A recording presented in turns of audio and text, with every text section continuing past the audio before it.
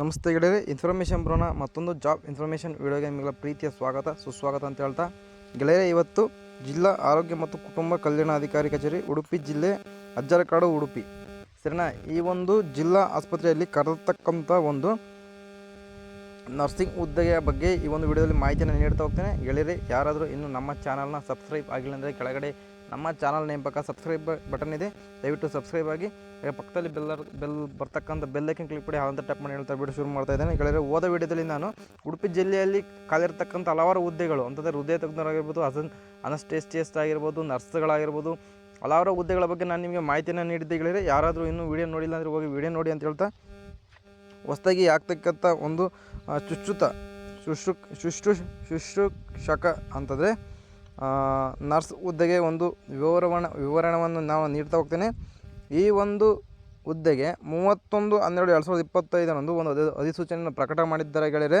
ಅದರ ಬಗ್ಗೆ ಪ್ರಕಟಣೆ ನೋಡೋದಾದರೆ 2025-26ನೇ ಸಾಲಿನಲ್ಲಿ ರಾಷ್ಟ್ರೀಯ ಆರೋಗ್ಯ ಅಭಿಯಾನದಡಿ ಹಾಗೂ ನಮ್ಮ ಕ್ಲಿನಿಕ್ನಲ್ಲಿ ಖಾಲಿ ಇರುವ ಶುಶ್ರೂಷಕರ ಹುದ್ದೆಗಳನ್ನು ಗುತ್ತಿಗೆ ಆಧಾರದಲ್ಲಿ ನೇಮಕಾತಿ ಮಾಡಲು ಅರ್ಹ ಅಭ್ಯರ್ಥಿಗಳಿಂದ ದಿನಾಂಕ 1/1/2026 ಅರ್ಜಿಗಳನ್ನು ಆಹ್ವಾನಿಸಲಾಗಿದೆ ಗೆಳೆಯರೆ. ಸ್ಟಾರ್ಟಿಂಗ್ ಡೇಟ್ ಬಂದುಬಿಟ್ಟು ಅರ್ಜಿಯನ್ನು ನೀವು ಹಾಕ್ಬೇಕಂತಂದರೆ 1/1/2026 ಇದೊಂದು ಅರ್ಜಿ ಹಾಕಲಿಕ್ಕೆ ಪ್ರಾರಂಭವಾಗಿದೆ ಸರಿನಾ. ಆಸಕ್ತ ಅಭ್ಯರ್ಥಿಗಳು ಹೆಚ್ಚಿನ ಮಾಹಿತಿಗಾಗಿ ಹಾಗೂ ಅರ್ಜಿ ನಮೂನೆಗಾಗಿ udupi.nic.in ನಲ್ಲಿ ಪಡೆದ ಸಂಪೂರ್ಣ ಮಾಹಿತಿಯನ್ನು ಭರ್ತಿ ಮಾಡಿ. ಅರ್ಜಿಯನ್ನು ನಮ್ಮ ಅರ್ಜಿಯಲ್ಲಿ ತಿಳಿಸಿರುವ ಅಗತ್ಯ ದಾಖಲೆಗಳನ್ನು ಲಗತ್ತಿಸಿ.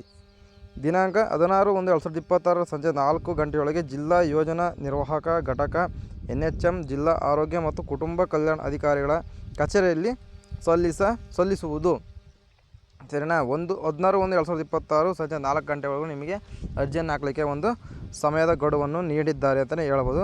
ನಂತರ ಬಂದ ಅರ್ಜಿಗಳನ್ನು ಸ್ವೀಕರಿಸಲಾಗುವುದಿಲ್ಲ. ನೋಡಿ, 14ನೇ ತಾರೀಕು ಸಂಜೆ 4 ಗಂಟೆ ನಂತರ ನೀವು ಆಗ್ತಕ್ಕಂಥ ಅಪ್ಲಿಕೇಶನ್ ಇವರು ಮಾನ್ಯತೆಯನ್ನು ನೀಡ್ತಾ ಇಲ್ಲ ಸರಿನಾ. ಹುದ್ದೆಗಳ ವಿವರ ನೋಡೋದಾದರೆ, ಖಾಲಿ ಇರುವ ಒಟ್ಟು ಹುದ್ದೆಗಳ ಸಂಖ್ಯೆ ಜಿಲ್ಲಾ ಆಸ್ಪತ್ರೆ ಉಡುಪಿಯಲ್ಲಿ ಒಟ್ಟು 14 ಹುದ್ದೆಗಳು ಖಾಲಿರುತ್ತೆ. CCB 12, NPCC 1 ಮತ್ತು HDU ಆ್ಯಂಡ್ ICU 1 ಸರಿನಾ.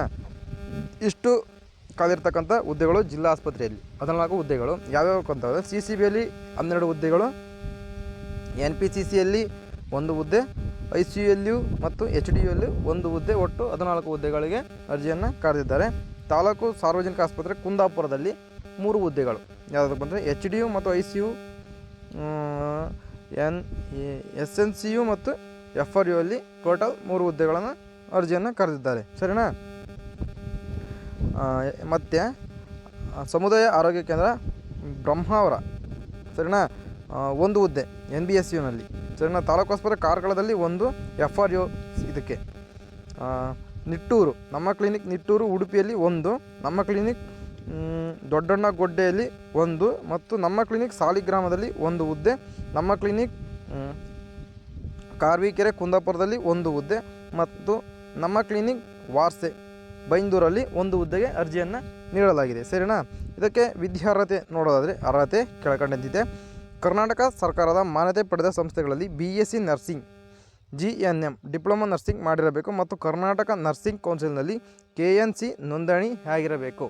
ನೀವು ಈ ಹುದ್ದೆಗೆ ಅರ್ಜಿಯನ್ನು ಹಾಕಬೇಕಂದ್ರೆ BSc ನರ್ಸಿಂಗ್ ಆಗಿರಬೇಕು, JNM ಅಥವಾ ಡಿಪ್ಲೊಮಾ ನರ್ಸಿಂಗ್ ಮಾಡಿರಬೇಕು ಮತ್ತು ಕರ್ನಾಟಕ ನರ್ಸಿಂಗ್ ಕೌನ್ಸಿಲ್ನಲ್ಲಿ ನೋಂದಣಿಯನ್ನು ಹೊಂದಿರಬೇಕಾಗುತ್ತೆ ಸರಿನಾ. ಇಷ್ಟು ಅರ್ಹತೆ ಇದ್ದರೆ ನಿಮಗೆ ಈ ಒಂದು ಜಾಬ್ಗಳಿಗೆ ಅಪ್ಲೈಯನ್ನು ಮಾಡ್ಬೋದು ಅಂತಲೇ ಹೇಳ್ಬೋದು. ಮಾಸಿಕ ವೇತನ ಉಡುಪಿಯಲ್ಲಿ ಕೊಟ್ಟಿರ್ತಕ್ಕ 14 ಹುದ್ದೆಗಳಿಗೆ 15,555 ಸ್ಯಾಲ್ರಿಯನ್ನು ನೀಡ್ತೀವಿ ಅಂತ ಇಲ್ಲಿ ಮಾಹಿತಿಯನ್ನು ಪ್ರಕಟಣೆ ಮಾಡಿದ್ದಾರೆ. ಕುಂದಾಪುರದಲ್ಲಿ ಇರ್ತಕ್ಕಂಥ 3 ಹುದ್ದೆಗಳಿಗೆ 14,000 ಸ್ಯಾಲರಿ ಮತ್ತು ಬ್ರಹ್ಮಾವರದಲ್ಲಿ 14,000, ಕಾರ್ಕಳದಲ್ಲಿ 14,000, ನಿಟ್ಟೂರು ಉಡುಪಿಯಲ್ಲಿ ಎಷ್ಟಪ್ಪ ಅಂದರೆ 15,000 ಮತ್ತು ದೊಡ್ಡಣ್ಣಗೊಡ್ಡೆಯಲ್ಲಿ 15,000, ಸಾಲಿಗ್ರಾಮ ಉಡುಪಿಯಲ್ಲಿ 14,000, ಕರ್ವಿಕೆರೆ ಕುಂದಾಪುರದಲ್ಲಿ 14,000, ಬೈಂದೂರು ಎಷ್ಟಪ್ಪ ಅಂದರೆ 14,000 ಸ್ಯಾಲ್ರಿಯನ್ನು ನೀಡ್ತಾರಂತೆ. ಈ ಹುದ್ದೆಗೆ ನೇಮಕಾತಿಯಾಗಿ ಮೀಸಲಾತಿ ಮತ್ತು ಸಮತಳ ಮೀಸಲಾತಿ ಪಟ್ಟಿ ನೋಡಿ ಇಷ್ಟಿಷ್ಟು ಕ್ಯಾಸ್ಟ್ಗಳಿಗೆ ಇಷ್ಟಿಷ್ಟು ಅಂತ ಓದ್ ವಿಡಿಯೋದಲ್ಲಿ ಕೊಟ್ಟಿರ್ತಕ್ಕಂಥ ಮಾಹಿತಿಯಲ್ಲಿ ಯಾವುದೇ ರೀತಿಯ ಮೀಸಲಾತಿ ನೀಡಿಲ್ಲ ಗೆಳೆಯರೆ. ಯಾರು ಬೇಕಾದರೂ ಅರ್ಜಿಯನ್ನು ಹಾಕ್ಬೋದಾಗಿದೆ, ಯಾವುದಕ್ಕೆ ಬೇಕಾದರೂ ಅರ್ಜಿಯನ್ನು ಹಾಕ್ಬೋದು. ಶುಶ್ರೂಷಕರ ಹುದ್ದೆಗೆ ನೇಮಕಾತಿಯಾಗಿ ಮೀಸಲಾತಿಯನ್ನು ನೀಡಿದ್ದಾರೆ. ಕೆಳಕಂಡಂತೆ ನೋಡೋದಾದರೆ ಮೀಸಲಾತಿ ಪ್ರವರ್ಗ ಎ, ಸರಿನಾ, ಪ್ರವರ್ಗ ಬಿ, ಪ್ರವರ್ಗ ಸಿ ಮತ್ತು ಪ್ರವರ್ಗ ಏನಿದು ಪಾಪಮ್ ಅಂತೆ, ಏನದು ಗೊತ್ತಾಗ್ತಿಲ್ಲ, ನೀವು ನೋಡ್ಕೊಳ್ಳಿ, ಗೊತ್ತಿದ್ದವರು ಅರ್ಜಿಯನ್ನು ಹಾಕ್ಬೋದು. ಪ್ರವರ್ಗ 1 2B 2A 2B 3A 3B ಮತ್ತು ಸಾಮಾನ್ಯ, ಇಷ್ಟು ಮೀಸಲಾತಿಗೆ ಅರ್ಜಿಯನ್ನು ನೀಡಲಾಗಿದೆ ಸ್ನೇಹಿತರೆ, ಸರಿನಾ. ಸಾಮಾನ್ಯ ಅಭ್ಯರ್ಥಿಗೆ ಪ್ರವರ್ಗ ಎಯಲ್ಲಿ ಒಂದು ಹುದ್ದೆಗೆ, ಅದು ಗ್ರಾಮೀಣ ಅಭ್ಯರ್ಥಿಗಳಿಗೆ ಮಾತ್ರ ಒಂದು ಅವಕಾಶ. ಮತ್ತು ಯಾರಪ್ಪ ಅಂತಂದರೆ ಗ್ರಾಮೀಣ ಅಭ್ಯರ್ಥಿಗಳು ಮತ್ತು ಸಾಮಾನ್ಯ ಅಭ್ಯರ್ಥಿ, ಒಟ್ಟು 2 ಹುದ್ದೆಗಳು, ಸರಿನಾ. ಪ್ರವರ್ಗ ಎನಲ್ಲಿರ್ತಕ್ಕಂಥವ್ರಿಗೆ ಮತ್ತು ಪ್ರವರ್ಗ ಬಿ ಯಲ್ಲಿರ್ತಕ್ಕಂಥವರಿಗೆ ಗ್ರಾಮೀಣ ಅಭ್ಯರ್ಥಿಗಳಿಗೆ ಮಾತ್ರ ಒಂದು ಅವಕಾಶ ನೀಡಲಾಗಿದೆ. ಪ್ರವರ್ಗ ಸಿನಲ್ಲಿರ್ತಕ್ಕಂಥವರಿಗೆ ಮಹಿಳೆಯರಿಗೆ ಮಾತ್ರ ಒಂದು ಅರ್ಜಿಯನ್ನು ನೀಡಲಾಗಿದೆ, ಸರಿನಾ. ಮಹಿಳೆಯರು ಮಾತ್ರ ಅರ್ಜಿಯನ್ನು ಹಾಕ್ಬೋದು. ಪ್ರವರ್ಗ ಸಿನಲ್ಲಿರೋರು, ಪ್ರವರ್ಗ ಸಿನಲ್ಲಿರ್ತಕ್ಕಂಥ ಪುರುಷರು ಹಾಕಕ್ಕೆ ಬರಲ್ಲ, ಮಹಿಳೆಯರು ಮಾತ್ರ ಹಾಕಬೇಕಾಗುತ್ತೆ, ಸರಿನಾ. ಇದೇನು ಪಾಪಮ್ ಅಂತ ಇದೇನೋ ಗೊತ್ತಾಗ್ತಿಲ್ಲ ನನಗೆ, ಸಾರಿ ಸ್ನೇಹಿತರೆ, ತಿಳ್ಕೊಂಡು ಅರ್ಜಿಯನ್ನು ಹಾಕ್ರಿ. ಇದಕ್ಕೂ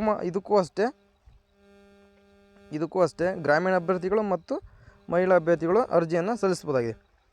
ಇನ್ನು ಪ್ರವರ್ಗ 1 ಮಹಿಳಾ ಅಭ್ಯರ್ಥಿಗಳು ಸರಿನಾ ಅರ್ಜಿಯನ್ನು ಹಾಕ್ಬೋದಾಗಿದೆ. ಇದಕ್ಕೂ 2A ನಲ್ಲಿ ಸಾಮಾನ್ಯ ಅಭ್ಯರ್ಥಿಗಳು ಪುರುಷರು ಮತ್ತು ಯಾರಪ್ಪ ಅಂತಂದರೆ ಗ್ರಾಮೀಣ ಅಭ್ಯರ್ಥಿಗಳು, ಒಟ್ಟು 3, ಸರಿನಾ. 2A ಬರ್ತಾರೆ, 2A ನಲ್ಲಿ ಬರ್ತಕ್ಕಂಥವ್ರಿಗೆ ಮತ್ತು 3Bಯಲ್ಲಿ ಬರ್ತಕ್ಕಂಥವ್ರು ಮಹಿಳಾ ಅಭ್ಯರ್ಥಿಗಳು ಮಾತ್ರ ಅರ್ಜಿಯನ್ನು ಹಾಕ್ಬೋದಾಗಿದೆ, ಪುರುಷರು ಹಾಕಕ್ಕೆ ಬರಲ್ಲ ಅಲ್ಲಿ, ಅರ್ಥ ಮಾಡ್ಕೊಳ್ಳಿ. 3A ನಲ್ಲಿ ಯೋಜನಾ ನಿರಾಶ್ರಿತರು ಅಂತಂದರೆ ಯಾವುದೇ ರೀತಿ ಯೋಜನೆಗಳು ಇಲ್ಲದಂಥವ್ರು, ಸರಿನಾ, ಯೋಜನೆಗಳಿಗೆ ಬದ್ಧರಾಗಿರ್ತಕ್ಕಂಥವ್ರು, ಅವರು ಮತ್ತು ಅರ್ಜಿಯನ್ನು ಹಾಕ್ಬೋದಾಗಿದೆ, ಸರಿನಾ. ಮತ್ತು 3B ನಲ್ಲಿ ತೃತೀಯ ಲಿಂಗ ಅಂತಂದರೆ ನಾವು ಹೇಳ್ತೀವಲ್ಲ ತೃತೀಯ ಲಿಂಗಿಗಳು, ಅವ್ರು ಮಾತ್ರ ಒಂದು ಅರ್ಜಿಯನ್ನು ಹಾಕ್ಬೋದಾಗಿದೆ, ಸರಿನಾ. ಸಾಮಾನ್ಯ ಅಭ್ಯರ್ಥಿಗಳು, ಸಾಮಾನ್ಯ ಮೀಸಲಾತಿ ಮಹಿಳಾ ಅಭ್ಯರ್ಥಿಗಳಿಗೆ, ಅಂಗವಿಕಲರಿಗೆ 2 ಮತ್ತು ಕನ್ನಡ ಮಾಧ್ಯಮದಲ್ಲಿ ಓದಿರ್ತಕ್ಕಂಥವ್ರಿಗೆ 1, ಮಾಜಿ ಸೈನಿಕರಿಗೆ 2, ಒಟ್ಟು 11 ಹುದ್ದೆಗಳು ಮೀಸಲಿಟ್ಟಿರ್ತಾರೆ ಸಾಮಾನ್ಯ ಮೀಸಲಾತಿ ಒಳಗೊಂಡಂಥ ಅಭ್ಯರ್ಥಿಗಳಿಗೆ. ಒಟ್ಟು ಸಾಮಾನ್ಯ ಅಭ್ಯರ್ಥಿಗಳಿಗೆ 3 ಹುದ್ದೆಗಳು, ಮಹಿಳೆಯರಿಗೆ 8, ಗ್ರಾಮೀಣ ಅಭ್ಯರ್ಥಿಗಳಿಗೆ 6, ತೃತೀಯಲಿಂಗಿಗಳಿಗೆ 1 ಹುದ್ದೆ, ಕನ್ನಡ ಮಾಧ್ಯಮದವರಿಗೆ 1 ಹುದ್ದೆ, ಯೋಜನೆ ನಿರಾಶ್ರಿತರಿಗೆ 1 ಹುದ್ದೆ, ಅಂಗವಿಕಲರಿಗೆ 2 ಹುದ್ದೆಗಳು, ಮಾಜಿ ಸೈನಿಕರಿಗೆ 2 ಹುದ್ದೆಗಳು, ಒಟ್ಟು 24 ಹುದ್ದೆಗಳಿಗೆ ಒಂದು ಅರ್ಜಿಯನ್ನು ನೀಡಲಾಗಿದೆ, ಸರಿನಾ. ಇಷ್ಟು ನೋಡಿ, ಇದೊಂದು ಜಾಬ್ನ ಇನ್ಫಾರ್ಮೇಷನ್ ಆಗಿರುತ್ತೆ. National health mission, district health and welfare society Udupi, ಇದೊಂದು ಜಾಬ್ ಅಪ್ಲಿಕೇಶನ್ ಆಗಿರುತ್ತೆ. ಸುಮ್ಮನೆ ನೀಡಿದ್ದಾರೆ, ನೀವು ಅಪ್ಲಿಕೇಶನ್ ಹಾಕ್ಬೇಕಾದ್ರೆ ಇದೇ ರೀತಿ ಜಾಬ್ ನೋಟಿಫಿಕೇಷನಲ್ಲಿ ಬಿಟ್ಟಿರ್ತಾರೆ, ನೋಡ್ಕೊಂಡು ಅರ್ಜಿಯನ್ನು ಹಾಕ್ಬೋದು. Application for the post of ಇದೊಂದು ನಂಬರ್ ಬರೋಕ್ಕಾಗುತ್ತೆ. ಕಾಂಟ್ಯಾಕ್ಟ್ ಇನ್ಫಾರ್ಮೇಷನ್ ಫುಲ್ ನೇಮ್ ಬರೀರಿ. ಅಡ್ರೆಸ್ ಫಾರ್ ಕಮ್ಯುನಿಕೇಷನ್, ನಿಮ್ಮ ಆಧಾರ್ ಕಾರ್ಡಲ್ಲಿ ಯಾವ ರೀತಿ ಇರುತ್ತೋ ಅದೇ ರೀತಿ ಇಲ್ಲಿ ನಮೂನೆಯಲ್ಲಿ ಸಲ್ಲಿಸಬೇಕಾಗುತ್ತೆ, ಸರಿನಾ. ಕಾಂಟ್ಯಾಕ್ಟ್ ನಂಬರ್, ನಿಮ್ಮ ಮೊಬೈಲ್ ನಂಬರ್ ಬರೀರಿ.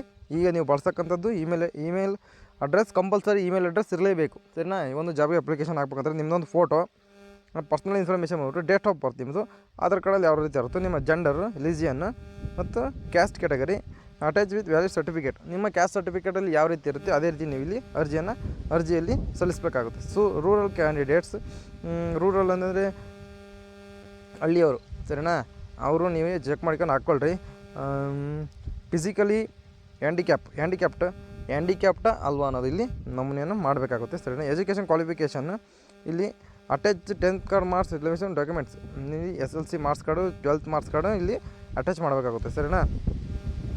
Internship completed degree certificate, registration certificate, experience certificate ಇದ್ದರೆ attach the valid certificate if any ಇದ್ದರೆ ಮಾತ್ರ ನೀವು ಎಕ್ಸ್ಪೀರಿಯನ್ಸ್ ಸರ್ಟಿಫಿಕೇಟ್ನ ಹಾಕಿದರೆ ನಿಮಗೆ ಒಳ್ಳೆಯದು. ಯಾವುದೇ ರೀತಿ ಪರೀಕ್ಷೆ ಇಲ್ಲದ ಕಾರಣ ನಿಮ್ಮ ಎಕ್ಸ್ಪೀರಿಯನ್ಸ್ ಇದೆ ಜಾಬ್ ಆಗ್ತಕ್ಕಂಥ ಸಾಧ್ಯತೆ ಹೆಚ್ಚಿರುತ್ತೆ, ಸರಿನಾ. ಇಷ್ಟು ಒಂದು ಜಾಬ್ನ ಮಾಹಿತಿ ಆಗಿರುತ್ತೆ ನೋಡಿ. Date, place, name, signature, application ನೀವು ಆಗ್ತಕ್ಕಂಥ ಇವರು ಸೈನು, ಸರಿನಾ. ಇಷ್ಟು ಈ ಜಾಬ್ನ ಮಾಹಿತಿ. ಇದೇ ರೀತಿ ಜಾಬ್ ಇನ್ಫಾರ್ಮೇಷನ್ ವೀಡಿಯೋಗಳಿಗಾಗಿ ನಮ್ಮ ಚಾನಲ್ನ ಸಬ್ಸ್ಕ್ರೈಬ್ ಆಗಿ. ಹಾಗೆ ಪಕ್ಕದಲ್ಲಿ ಬೆಲ್ಲೈಕನ್ ಕ್ಲಿಕ್ ಮಾಡಿ ನಾವು ಹೋಗ್ತಕ್ಕಂಥ ಜಾಬ್ ಇನ್ಫಾರ್ಮೇಷನ್ ವೀಡಿಯೋಗಳು ನಿಮಗೆ ನೋಟಿಫಿಕೇಶನ್ ಬರುತ್ತೆ. ಹಾಗೆ ವೀಡಿಯೋ ಇಷ್ಟ ಅಂದರೆ ಒಂದು ಲೈಕ್ ಮಾಡಿ. ಸಿಗ್ತೀನಿ ಮುಂದಿನ ವೀಡಿಯೋದಲ್ಲಿ. ಅಲ್ಲಿವರೆಗೂ ಬಾಯ್.